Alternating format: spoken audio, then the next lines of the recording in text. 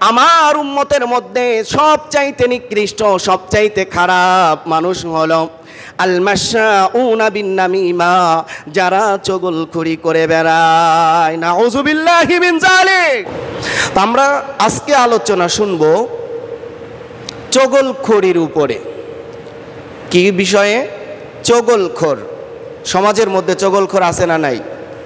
চগলখড় আছে। চগলখড় কাকে বলে এই বিষয়টা আগে আমি একটু আপনাদের সামনে ক্লিয়ার করতে চাই। চগলখড় বলা হয় একজনের কথা আরেকজনের কাছে লাগিয়ে দুইজনের মধ্যে ফাসাদ, দূরত্ব, মনোমালিন্যতা সৃষ্টি করে যে ব্যক্তি দেয়, এই ব্যক্তিকেই কি বলা হয়? চগলখড় বলা হয়। বলেন তো এই রকম লোক আমাদের সমাজে আছে না নাই? আমাদের সমাজে আছে, মানে রন্ধ্রে রন্ধ্রে এই রকম লোক ঢুকে গিয়েছে। তাহলে আমরা বুঝলাম চগলখড় কাকে বলে। একজনের কথা আরেকজনের কাছে লাগিয়ে দুইজনের মধ্যে ফাটল সৃষ্টি করে দেয়, দূরত্ব সৃষ্টি করে দেয়, মনোমালিন্যতা সৃষ্টি করে দেয়। এই কাজগুলো যারা করে তারাই হলো সমাজের মধ্যে চগলখড়। আপনি আর আমি যদি এই চগলখড়ির এই ভাইরাসে আক্রান্ত হই, চগলখড়ের এই অভ্যাসটা যদি আমার মধ্যে, অর্থাৎ আপনি আর আমি যদি কারো কথা কারো কাছে লাগিয়ে তাদের মধ্যে এতদিন বন্ধুত্বপূর্ণ সম্পর্ক ছিল, সেই বন্ধুত্বপূর্ণ সম্পর্ককে ভেঙ্গে চুরমার করে শত্রুতাপূর্ণ সম্পর্ক যদি আপনি আর আমি করে দেই, তাহলে আপনার জন্য আর আমার জন্য রাসূল বলেছে লা ইয়াদখুলুল জান্নাতা কাত্তাত। আল্লাহর রাসূল বলেছেন এই চগলখড় কোনোদিনও জান্নাতে প্রবেশ করতে পারবে না। চিৎকার মেরে বলি নাউযুবিল্লাহ। তাহলে চগলখড়ের শেষ পরিণতি কি? সে কি জান্নাতে যেতে পারবে? জান্নাতে যেতে পারবে না। তাহলে জান্নাতে যেতে না পারলে কোথায় যাবে? জাহান্নামে যাবে। আর এই চগলখড়ির অভ্যাসটা পুরুষের মধ্যেও আছে, মহিলাদের মধ্যেও আছে, অনেক আলেমের মধ্যেও আছে, অনেক ইমাম মুয়াজ্জিনের মধ্যেও আছে, অনেক সমাজের নেতাদের মধ্যে আছে, অনেকে ভাই ভাইয়ের মধ্যে আছে, অনেকে ফ্যামিলির মধ্যে বউ শাশুড়ির মধ্যেও চগলখড়ি অভ্যাস আছে। এই চগলখড়ি যদি কারো মধ্যে থেকে যায় আর এই অভ্যাসটা নিয়েই যদি ওই ব্যক্তিটা মারা যায়, আল্লাহর রাসূল বলে লা ইয়াদখুলুল জান্নাতা কাত্তাত, এই ব্যক্তি সে জান্নাতে প্রবেশ করতে পারবে না। চগলখড়ি করলে, এই চগলখড়ি করাটা কবরে আযাব হওয়ার একটা কারণ। যে ব্যক্তি চগলখড়ি করবে তার কবরে আযাব হবে। তাহলে আমরা বুঝলাম যে চগলখড়ি করা কবরে আযাব হওয়ার একটি বিশেষ কারণ। কবরে তো কত কারণে আযাব হয়ে থাকে, এর মধ্যে একটি কারণ হচ্ছে চগলখড়ি করা। এ ব্যাপারে বুখারী শরীফের 218 নম্বর হাদিসে এসেছে এবং মুসলিম শরীফের 292 নম্বর হাদিস বর্ণিত হয়েছে। হাদিসটি বর্ণনা করেছেন হযরতে আব্দুল্লাহ ইবনে আব্বাস রাদিয়াল্লাহু তাআলা আনহুমা। তিনি বলেন মাররান নবিয়্যু সাল্লাল্লাহু আলাইহি ওয়াসাল্লাম বিকবরাইন। একদা আল্লাহর নবী সাল্লাল্লাহু আলাইহি ওয়াসাল্লাম সাহাবীদেরকে নিয়ে মদিনার খেজুরের বাগানের পাশ দিয়ে তিনি অতিক্রম করছিলেন। তো চলার অবস্থায় দুইটা কবরের পাশ দিয়ে তিনি অতিক্রম করলেন।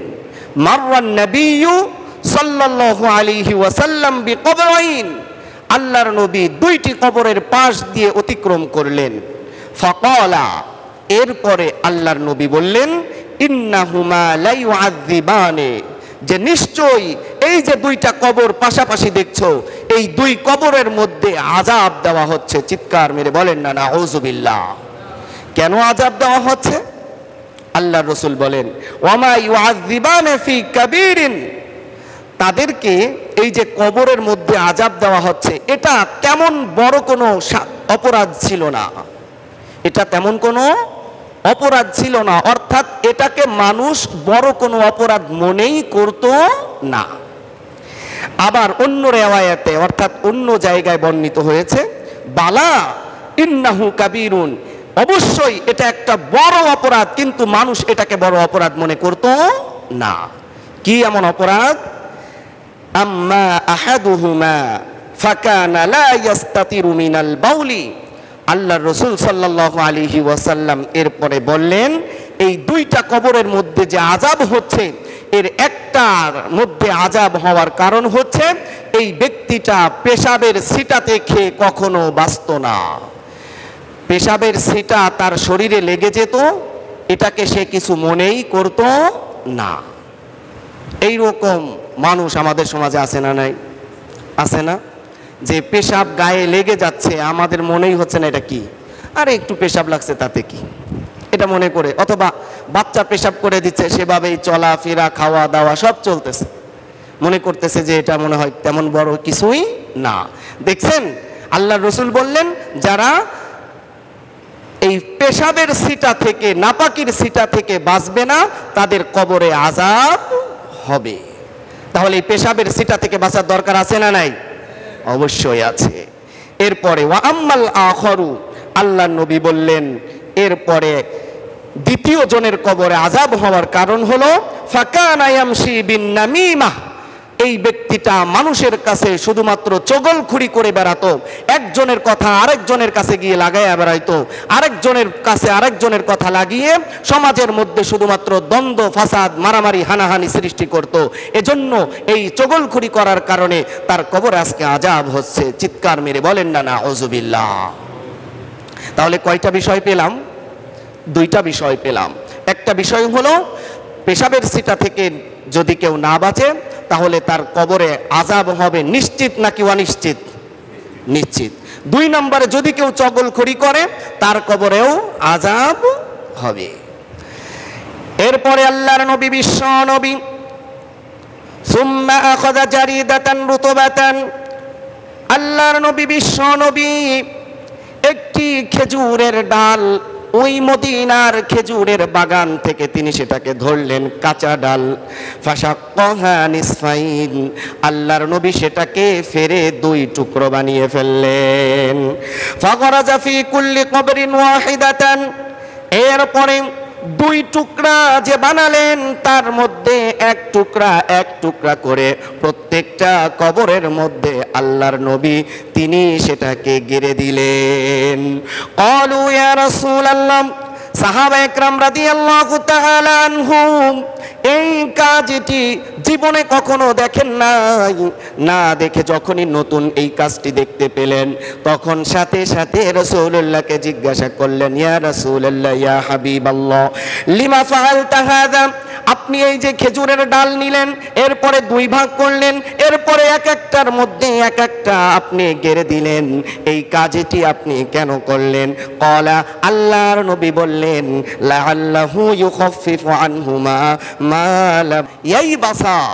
আল্লাহর নবী সাল্লাল্লাহু আলাইহি ওয়াসাল্লাম বললেন, এই যে আমি খেজুরের ডালটা তাদের কবরের মধ্যে গেড়ে দিলাম, এই কবরের মধ্যে গেড়ে দেওয়ার কারণে যতদিন পর্যন্ত এই খেজুরের ডাল শুকিয়ে না যাবে ততদিন পর্যন্ত এই কবরের আযাবগুলোকে আল্লাহ তাআলা হালকা করে দিবেন। সুবহানাল্লাহ। তাহলে আমরা এই হাদিস থেকে যেটা জানতে পারলাম, চগলখড়ি করলে কবরে আযাব হওয়াটা নিশ্চিত। আরেকটি জিনিস সেটাও আমরা জানতে পারলাম, সেটা হলো পেশাবের সেটা থেকে যদি কেউ না বাঁচে তাহলে তাকেও কবরের মধ্যে আযাব ভোগ করতে হবে। আরে ভাই, শরীরের মধ্যে পেশাব লেগে থাকবে, এটা তো একটা রুচিরও ব্যাপার আছে, নাকি বলেন? শরীরের মধ্যে পেশাব লেগে থাকবে আর আমি সেটা নিয়ে চলাফেরা করব, রুচির একটা ব্যাপার স্যাপার আছে না?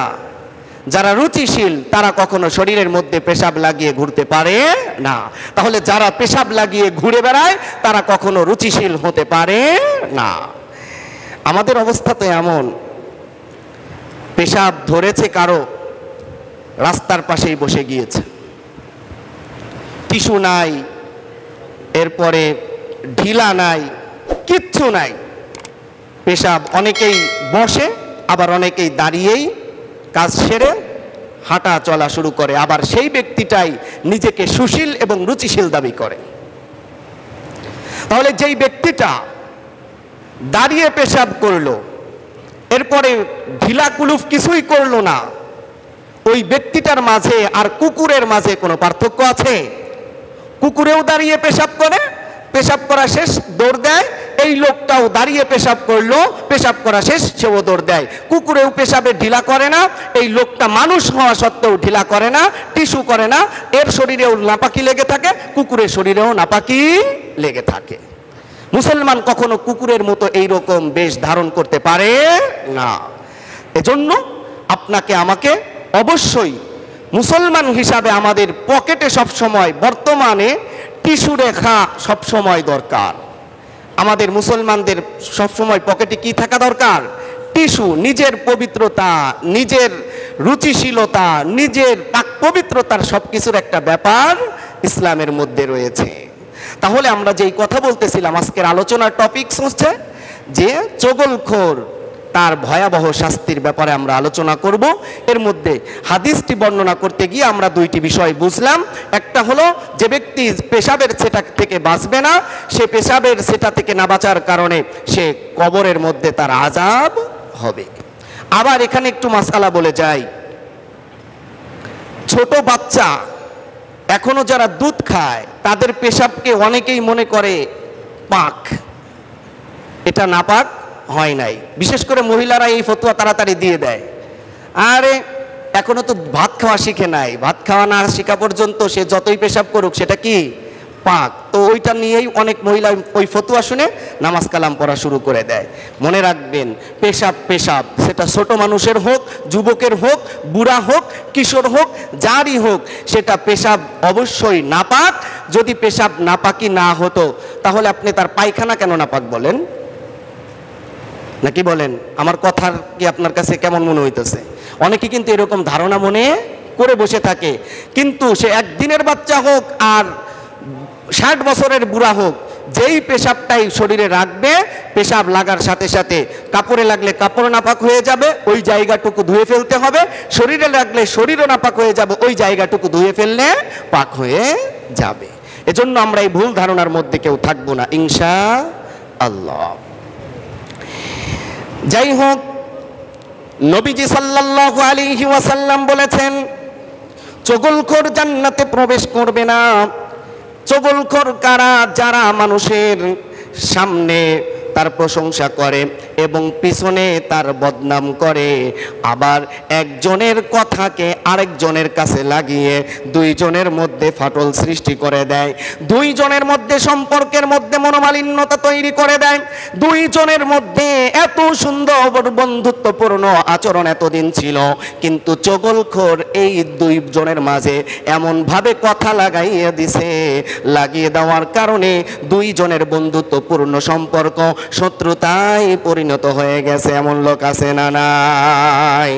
আল্লাহ রাব্বুল আলামিন সূরাতুল কলামের মধ্যে এজন্য বললেন, ওয়ালা তুতি' কুল্লা হাল্লাফিম মাহিন হাম্মাজিম মাশশাইম বিনামিন মান্না'ইল লিল খায়রি মু'তাদিন আসীম উতুল্লিম বা'দা যালিকা জানিম আন কানা যা মালিন ওয়া বানিন।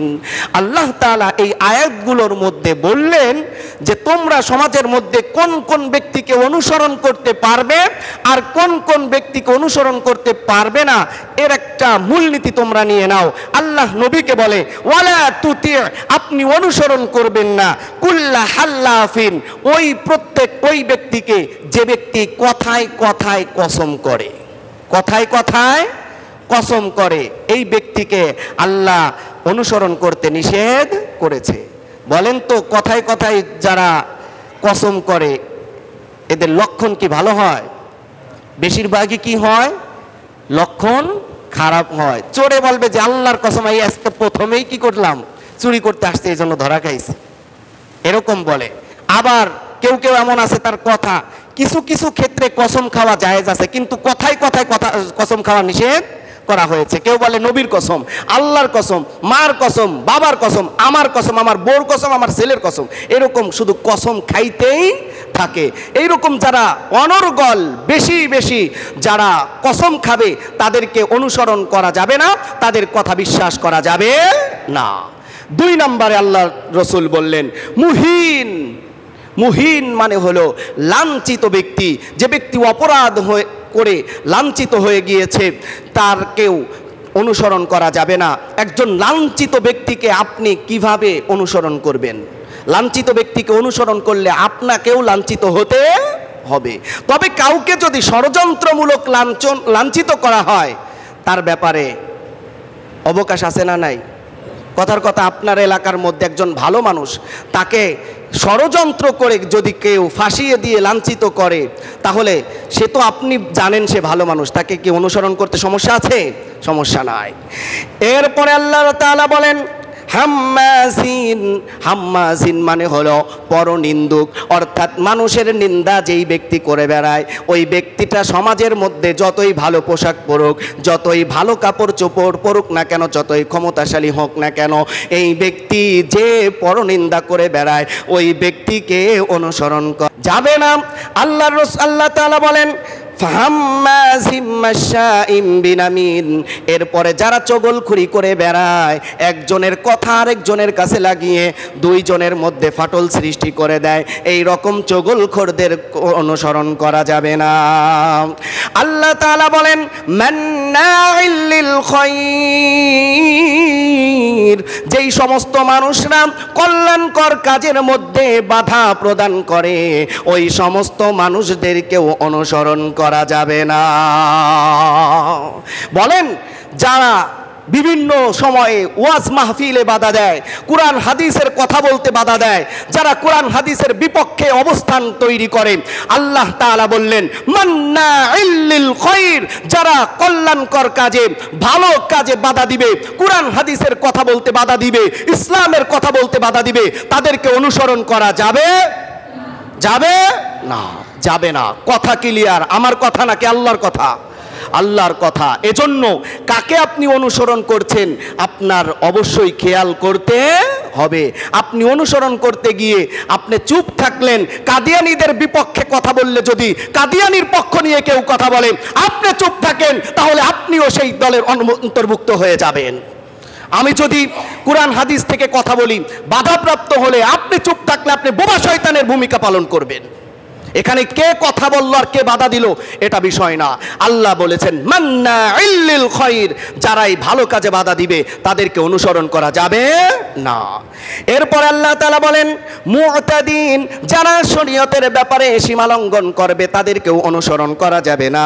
আথিম, যারা গুনাহগার তাদেরকেও অনুসরণ করা যাবে না।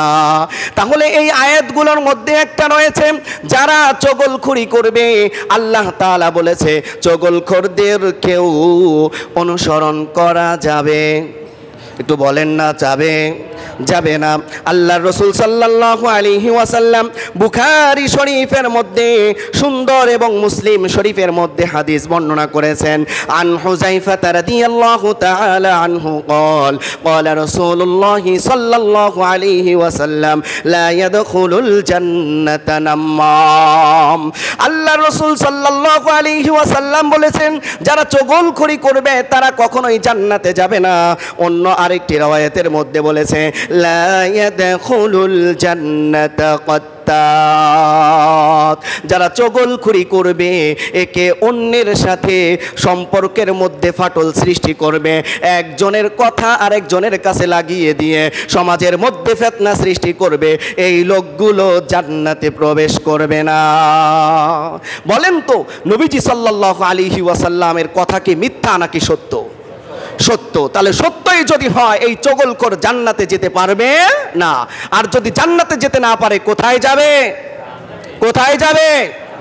আমরা কেউ জাহান্নামে যেতে চাই? কেউ জাহান্নামে যেতে চাই না। আমরা সবাই জান্নাতি মানুষ, জান্নাতে আমাদের বাড়ি, জান্নাতেই আমরা যেতে চাই। যদি জান্নাতে যেতে হয় চগলখড়ি করা যাবে নাকি ছাড়তে হবে?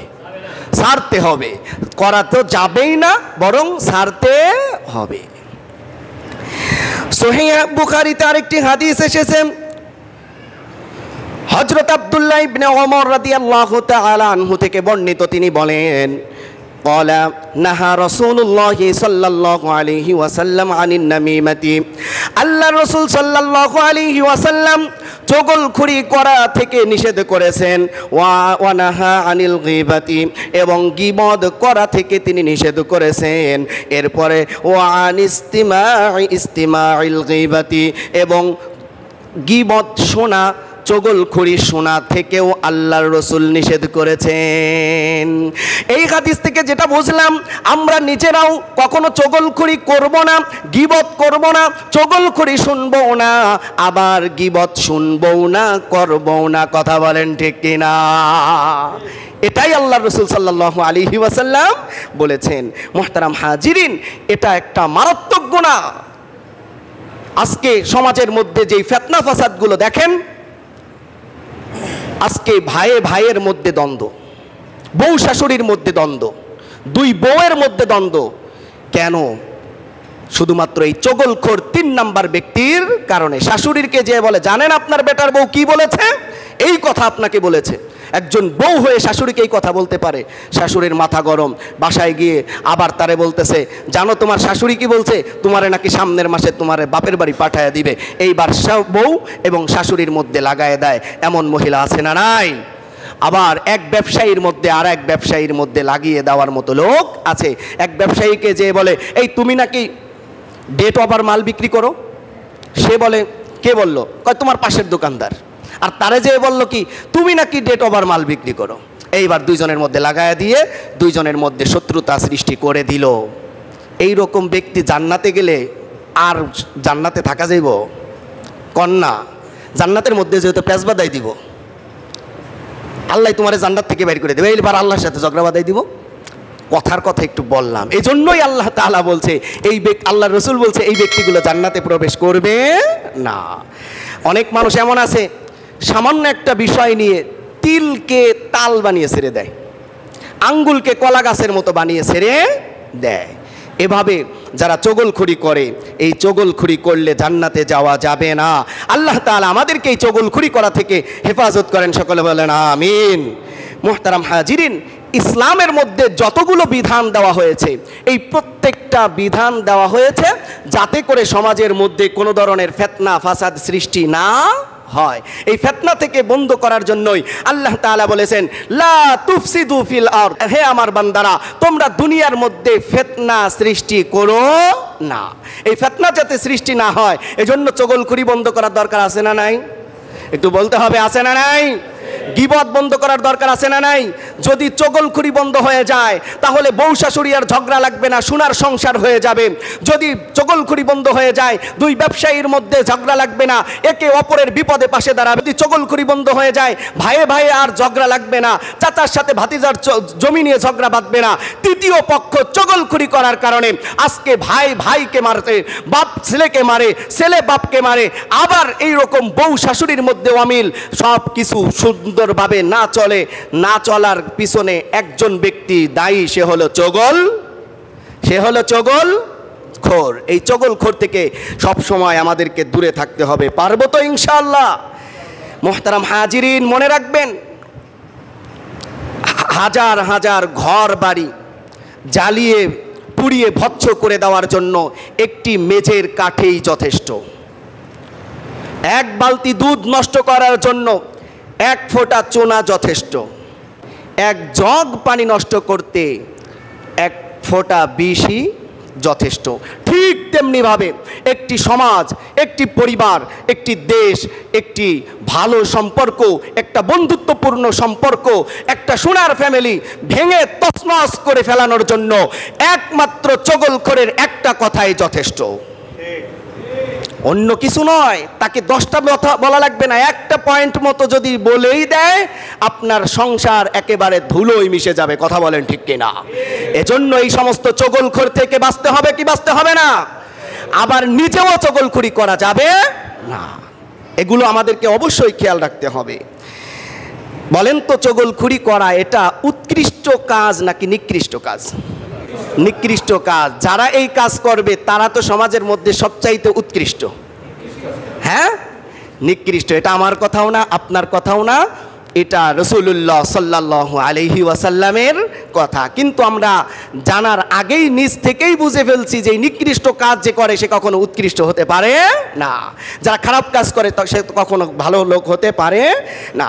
নবীজি সাল্লাল্লাহু আলাইহি ওয়াসাল্লাম বুখারীর মধ্যে 3493 নম্বর হাদিসের মধ্যে বলেছেন, হাদিসটি হযরতে আবু হুরায়রা রাদিয়াল্লাহু তাআলা আনহু থেকে বর্ণিত। তিনি বলেন, ক্বালা রাসূলুল্লাহ সাল্লাল্লাহু আলাইহি ওয়াসাল্লাম, আল্লাহর নবী সাল্লাল্লাহু আলাইহি ওয়াসাল্লাম বলেছেন, তাজিদুনা শাররান নাসি ইয়াউমাল কিয়ামাতি যাল ওয়াজহাইন, কিয়ামতের দিন মানুষের মধ্যে সবচাইতে খারাপ মানুষ হবে দুই মুখওয়ালা। কয় মুখওয়ালা? একটু বলতে হবে, কয় মুখ? দুই মুখ। দুই মুখ কি কি? আল্লাহর রাসূল বলে, আল্লাযী ইয়াতি হাউলাই বিওয়াজহিন, কিছু লোক একজনের কথা আরেকজনের কাছে লাগায়। আবার আল্লাহর রাসূল বলে, ওয়া ইয়াতি হাউলাই বিওয়াজহিন, আবার ওই লোকের কথাটা আরেকজনের কাছে লাগায়। এ পাশেও লাগাইলো, এ পাশেও লাগাইলো, মুখ হইল কয়টা? জোরে বলেন, কয়টা? এই দুই মুখওয়ালা শয়তানগুলো দুনিয়ার মধ্যে আখিরাতের মধ্যে সবচাইতে নিকৃষ্ট। চিৎকার মেরে বলেন না নাউযুবিল্লাহ। এই নিকৃষ্ট মানুষ আমরা কেউ হতে চাই? কেউ হতে চাই না। এই নিকৃষ্ট মানুষ যাতে না হতে হয় তাহলে আমাদেরকে চগলখুরি ছেড়ে দিতে হবে। আল্লাহর রাসূল আরো বলেন, ক্বালান নবী সাল্লাল্লাহু আলাইহি ওয়াসাল্লাম, ইন্না শিরারা উম্মতি আল মাশাউনা বিন নামিমা। বলেন তো বিরিয়ানি খুব টেস্টি, পচে গেলে দুর্গন্ধ বেশি নাকি কম? বেশি। ঠিক তেমনি ভাবে মানুষ আমরা উৎকৃষ্ট। আমরা হলাম শ্রেষ্ঠ নবীর শ্রেষ্ঠ উম্মত, উৎকৃষ্ট নবীর উৎকৃষ্ট উম্মত। এর মধ্যে যারা নিকৃষ্ট হবে এরাই হবে সবচাইতে বেশি নিকৃষ্ট।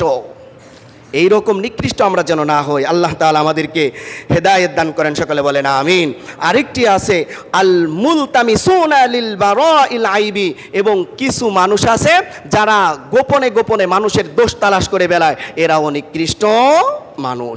আল্লাহ রাব্বুল আলামিন আমাদের সবাইকে এই নিকৃষ্ট কাজ অর্থাৎ চগলখুরি কাজ, একজনের কথা আরেকজনের সাথে লাগিয়ে দেওয়ার মতো এই মারাত্মক অপরাধ থেকে বেঁচে থাকার মতো তৌফিক দান করেন, সকলে বলেন আমিন।